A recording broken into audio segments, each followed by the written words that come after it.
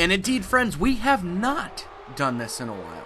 What is going on, guys? This is Music Major coming to you guys live inside WWE 2K15, ready to tantalize your earbuds here on this 2K15 gameplay. We have Cesaro making his way to the ring. As you see, we have a Hell in a Cell match.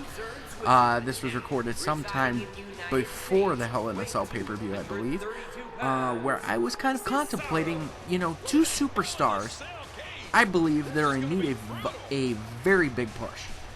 And those superstars would be Cesaro and the man that you're about to see walk to the ring. Now, Cesaro is a fantastic character. He is not really the best on the mic, but he's doing some good things in the ring. And I think the gentleman making his way to the ring right now, Mr. Dolph Ziggler, is on his way to doing something great too. And I'll touch on that here in a second. But I felt that these two guys were a great subject for a video to talk about who needs a push in WWE, especially with John Cena on his hiatus right now. Some of the great NXT talent coming up. I think it's a good time to be a superstar in WWE. So let's start with Cesaro. Cesaro's a great athlete. I've been a tremendous fan of Cesaro, I think even more so after he started tagging with Tyson Kidd.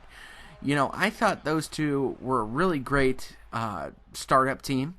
Tyson Kidd, riding all of his momentum that he had in NXT with several NXT title shots against the likes of Adrian Neville, Sami Zayn. He was on the top of his game prior to the injury. It's unfortunate, and from what rumors are going around in the wrestling world, you are hearing that he might be done, unfortunately. So that is not a good thing for the wrestling connoisseur. But however, it seems to have propelled Cesaro a little bit more towards a standalone, obviously, kind of mentality in which that he can take for all of his matches. He's been putting on good matches with the likes of John Cena. He's been putting on great matches with the likes of Kevin Owens. Who did I see him fight at the NXT pay-per-view? Not NXT pay-per-view. When NXT came to Columbus, he did a hell of a match at a house show with Adrian Neville. I mean, probably top 5 for me, I would say. It was a hell of a match. It was great. Everybody was on the edge of their seats, if not standing the entire time. It was really a pleasure to see him work in the ring. Now, I think he's set, especially with the injury to Seth Rollins.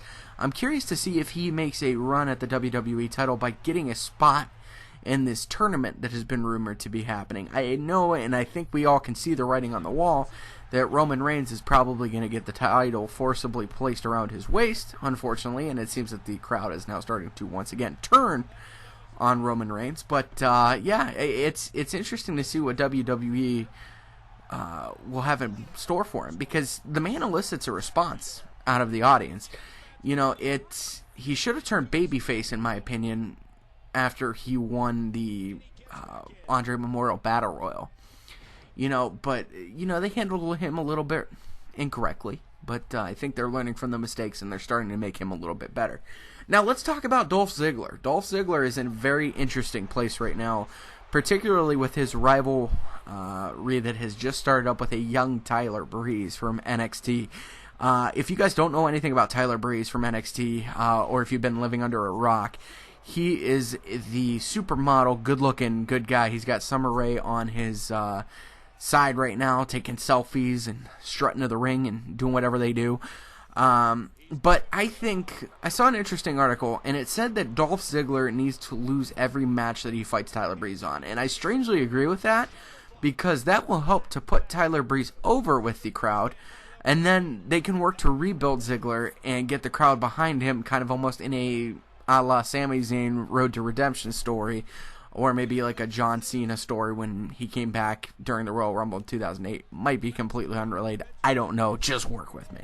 So I think Ziggler needs to lose everything that he has with Tyler Breeze, but to lose, I think he's ultimately gaining, because the crowd will then once again love him, because he will be that lovable underdog.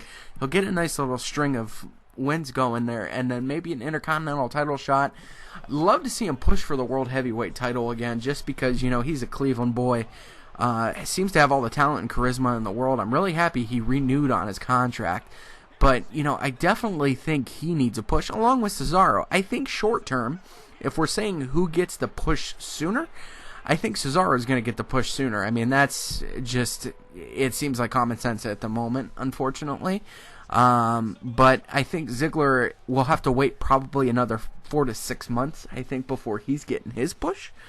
But I think it's going to be a very interesting time, like I said, with all the NXT talent coming up, and how WWE Creative is going to handle the roster going forward. But that's enough for this episode, guys. I appreciate you, as always, watching, all 72 of you, or all 12, whoever will see this video. Thank you so much for everything, guys. We have gotten rid of the second Twitter account. We are just streamlined on the main account, which is the personal account, too. I will put that link in the description. But if you guys have any awesome questions, anything you want to see on the channel, make sure to like, comment, and subscribe. I will be detailing some future plans here for the channel, which I'm incredibly excited about. I hope you guys are too. And again, make sure to like, comment, and subscribe. Thanks so much for watching, guys. Have a great day wherever you are, however you're watching. We'll see you guys next time. Take care.